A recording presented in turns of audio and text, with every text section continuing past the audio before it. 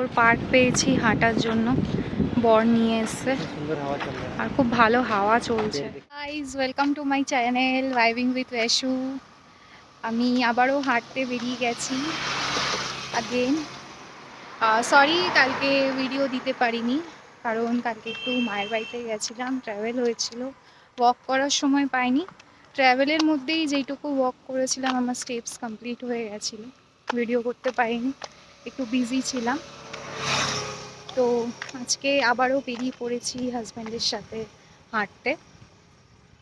তো বুঝতেই পারছো অনেকটা দেরি করে বেরিয়েছি হাঁটতে, বাট স্টিল ওই যে আমি বলেছিলাম ভিডিওতে, কনসিস্টেন্ট হওয়াটা ভীষণ দরকার, যেটা আমি মেনটেন করার সবসময় চেষ্টা করি।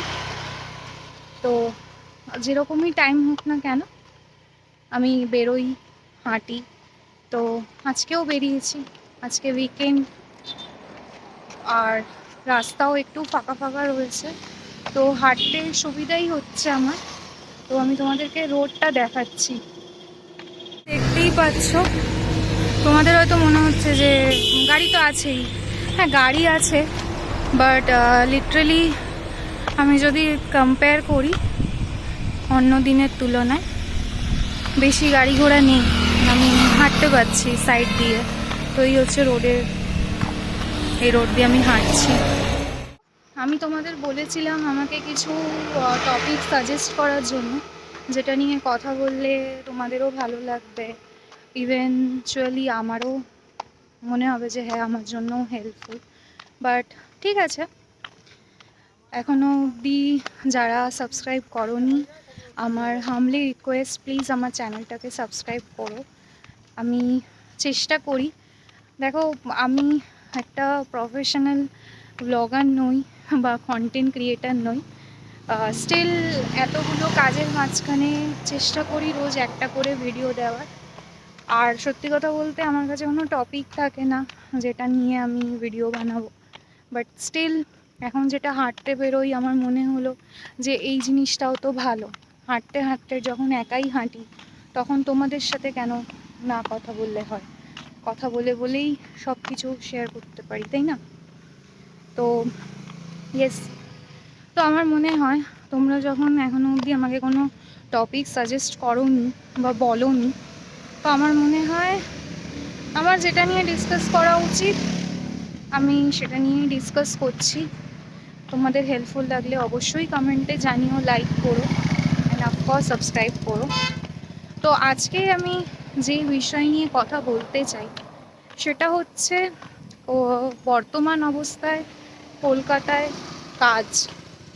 আর এই ভিডিওটাতে ইয়াংস্টাররা, আমাদের মতো লোকেরা, ইভেন ইয়াংস্টার বলবো না, বয়স্করাও, সবাই যারা যারা কর্মরত তারা রিলেট করতে পারবে। তো আমি সেই নিয়েই কথা বলতে চাই। আমি আমার কাজ সম্পর্কেই বলি, যেখানে তোমরা হয়তো রিলেট করতে পারবে, অনেকেই রিলেট করতে পারবে। তো আমি আমার কাজ সম্পর্ক নিয়েই বলি, কিভাবে কি শুরু, কিভাবে আমি বাইরে যাই অ্যান্ড অল। দেখো, ব্যাক 2018 আমি ক্যালকাটা ইউনিভার্সিটি থেকে আমার গ্র্যাজুয়েশন কমপ্লিট করি ইন বিকম, অনার্স নয়, আমি জেনারেলি পাশ করি। তো কাজের খিদেটা আমার বরাবরই ছিল যে আমি কাজ করব, ইনকাম করব, ফ্যামিলিকে সাপোর্ট করব। একটা মিডল ক্লাস ফ্যামিলিতে যেটা হয়, আর যদি মেয়ে থাকে আর মেয়ের ওপর যদি দায়িত্ব থাকে, তো অবভিয়াসলি সে নিজেকে খুব রেসপন্সিবল ফিল করে যে আমি যাতে নিড পূরণ করতে পারি, তাই না? তো আমি 2018-এ আমার রেজাল্ট বেরোনোর পর, আমার ডেট এখনও মনে আছে, কারণ ওই একই ডেটে আমার আর আমার হাজব্যান্ডের কাজ লেগেছিল। ও তখন দিল্লিতে শিফট করে যায় গ্র্যাজুয়েশনের পর। 2018 ডিসেম্বরের 14 তারিখে আমার কাজ লাগে। আর আমার প্রথম কাজটা আমার মাই খুঁজে দেয় একটা জুয়েলারি শোরুমে, যেখানে আমি ব্যাক অফিসে কাজ করি। ব্যাক অফিসের সাথে সাথে ফ্রন্ট অফিসেরও কাজ শিখি, এরকম করে আমার কাজের জার্নি শুরু হয়। এবার সত্যি কথা বলতে, আমি নতুন কাজের বাজারে, offer letter, experience letter, PF, এইসব ব্যাপারে আমার একদমই আইডিয়া ছিল না। যে এগুলো পরবর্তীকালে গিয়ে কত বড় ম্যাটার হতে পারে, আমি যদি জব সুইচ করি কোনো ভালো জায়গায় কী ম্যাটার হতে পারে। তো আমি সেটা কোনোদিন ভাবিনি। আমার মনে হয়েছিল আমি অপরচুনিটি পেয়েছি, আমি গ্রো করব। কিন্তু একটা টাইমের পর আমি রিয়েলাইজ করলাম যে এখানে আমার কোনো গ্রোথ নেই, আমাকে ছাড়তে হবে।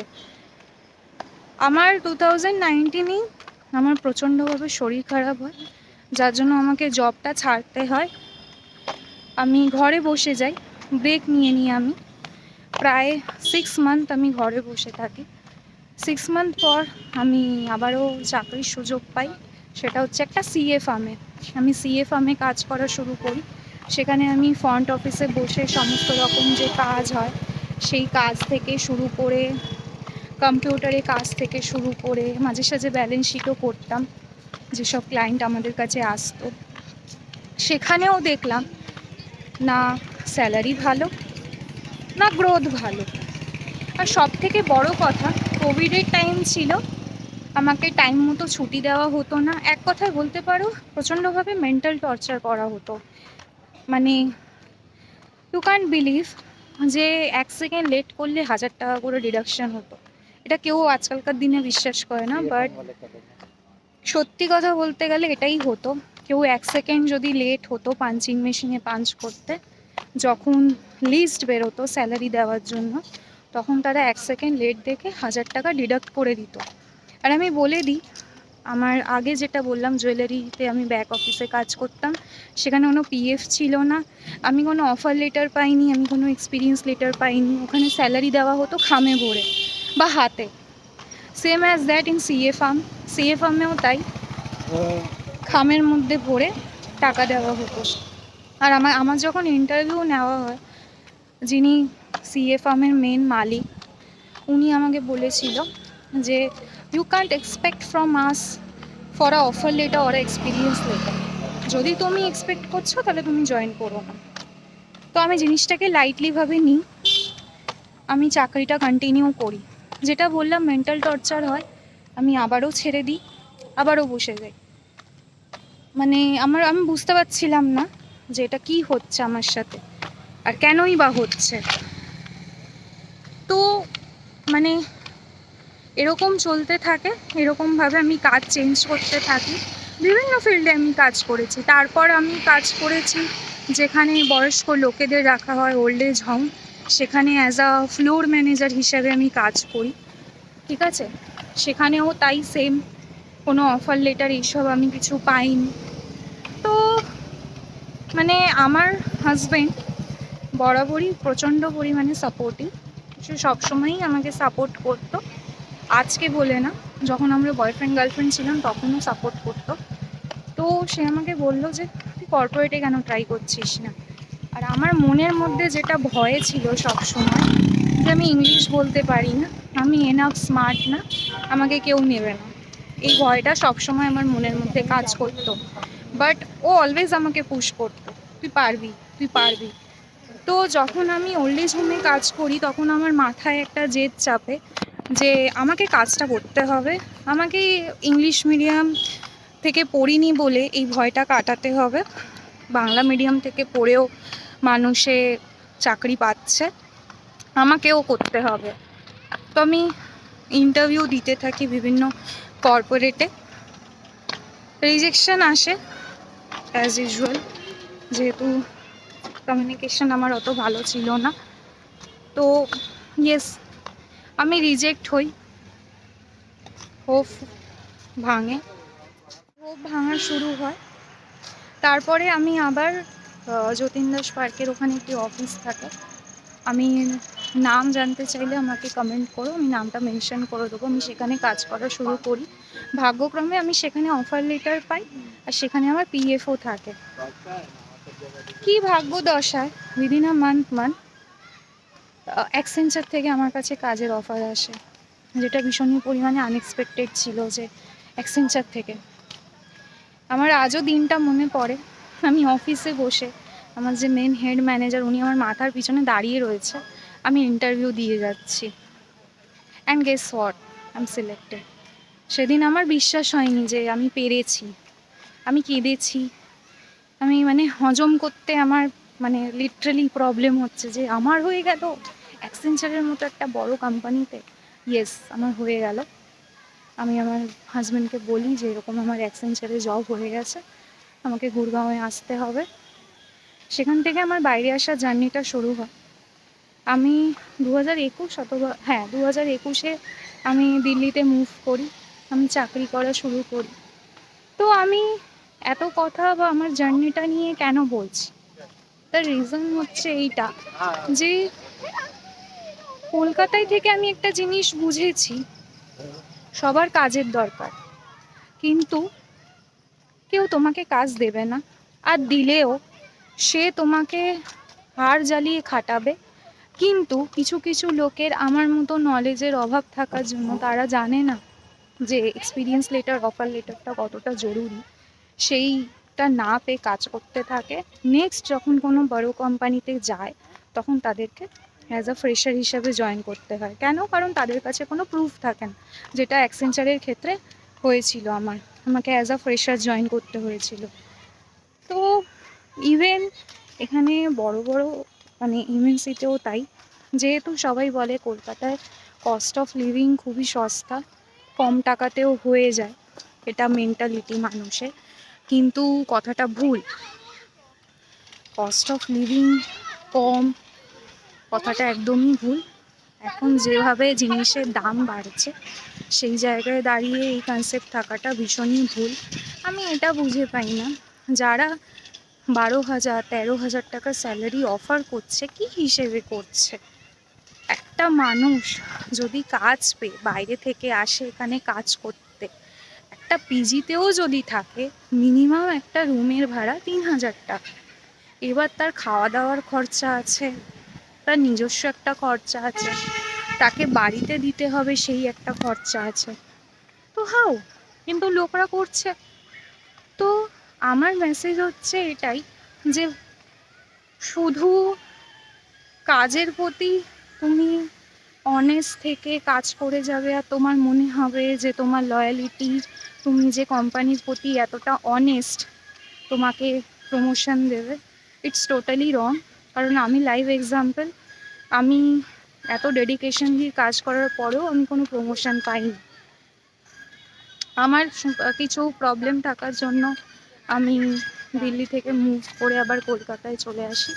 আর আমি মেনশন করে দিই, আমার হাজব্যান্ডের কলকাতায় কাজ লেগে যায়, যেই প্যাকেজও আশা করেছিল লাকিলি সেটা পেয়ে যায়, যার জন্য কলকাতায় আমরা মুভ করে যাই। কিন্তু কলকাতায় চাকরি পাওয়াটা ইজ ভেরি ডিফিকাল্ট। তো আমি এটাই বলবো, কাজের পাশাপাশি এমন একটা কিছু করো যেটা তোমাকে এগিয়ে নিয়ে যেতে সাহায্য করবে। শুধুমাত্র কাজের ওপর ডিপেন্ড করে যদি থাকো, কোনো দিনই এগোতে পারবে না। এটা আমার এক্সাম্পল রইল। আজকালকার দিনে সবাই ছোট ছোট বিজনেস করছে, বিজনেসকে আমি ভীষণভাবে সাপোর্ট করি। বিজনেস করো, টিউশনই পড়াও, বা কোনো স্কিল ডেভেলপ করো, যে স্কিলটা ডেভেলপ করলে তোমার আগে গিয়ে খুবই সুবিধা হবে। অনেক রকমের স্কিল হয়, এখন তো ইন্টারনেটের যুগ, ইন্টারনেটেই বোঝা যায় কি করলে না করলে হবে। তো আমি এটাই বলবো, কাজ করো, সাইডে কোনো স্কিল ডেভেলপ করো বা এমন কিছু করো যেটা তোমাকে এগিয়ে নিয়ে যায়। কারণ আজকালকার দিনে কাজের যা মার্কেট, যে কোনো সময় লে অফ হয়ে যেতে পারে, যে কোনো সময় ইউ আর রিপ্লেসেবল, তোমাকে সরিয়ে অন্য কাউকে নিয়ে আসা যাবে। তখন তোমার ডেডিকেশন দেখা হবে না যে অমুক তো খুব ভালো কাজ করেছে, ওকে সরিও না। তো প্লিজ গাইজ, আমি এটাই বলবো, স্কিল ডেভেলপ করো, নিজের ওপর কাজ করো, নিজেকে সময় দাও, কাজের প্রতি পাগল হয়ে যেও না। যখনই সময় পাবে নিজেকে সময় দাও। যখন মনে হবে ছুটি নেওয়া দরকার, অবশ্যই ছুটি নিও। এটা ভেবো না, গিল্ট ফিল করো না যে আমি ছুটি নিয়ে নিলাম আমার বস কি ভাববে। বস কিছু ভাবছে না, কিচ্ছু ভাবছে না, এটা বিশ্বাস করো। কারণ বস যখন ছুটি নেয় সে কি ভাবে আমার কলিগরা কি ভাবছে, আমার অফিস কিভাবে চলবে? না, সে এনজয় করছে। তো ভাই নট, তুমি কেন এনজয় করবে না? তুমিও এনজয় করো। কারণ সবার জীবনে স্ট্রেস রয়েছে, তোমার আমার সবার, কিন্তু স্ট্রেসটা তুমি কিভাবে রিলিজ করবে সেটা তোমার হাতে রয়েছে। যেরকম আমি আমার স্ট্রেস রিলিভ করি রান্না বান্না করে, কথা বলে, হেঁটে। মানুষের অনেক রকম অনেক কিছু থাকে। তো আমি বলবো স্কিল ডেভেলপ করো, স্কিল ডেভেলপ করা ইজ ভেরি ইম্পর্টেন্ট। আজকালকার দিনে তোমার ডেডিকেশন, তোমার লয়ালিটির কেউ মূল্য দেবে না যতক্ষণ তুমি দিচ্ছ না। তো yes, today message for you guys, তোমরা স্কিল ডেভেলপ করো। যেই জিনিসটা তোমাদের ভালো লাগে সেটা করো। সাইডে যদি মনে হয় একটা ছোট বিজনেস করতে পারছো, no matter what, handcraft, dance, drawing, যাই হোক করো। সুন্দর পার্ক পেয়েছি হাঁটার জন্য, বর নিয়ে এসছে, আর খুব ভালো হাওয়া চলছে। আকাশও দেখতে পারবে, ভীষণ মেঘ করে আছে, সবাই হাঁটছে। আমরা দুজনে মিলে 10K স্টেপস হিট করে নিয়েছি। আর মিশন সাকসেসফুল হোক। তোমরা মেসেজটা বুঝতে পেরেছো, যেটা আমি দিতে চেয়েছি, রিলেট করতে পেরেছো। দেখা হবে নেক্সট ব্লগে, ততক্ষণের জন্য বাই, গুড নাইট।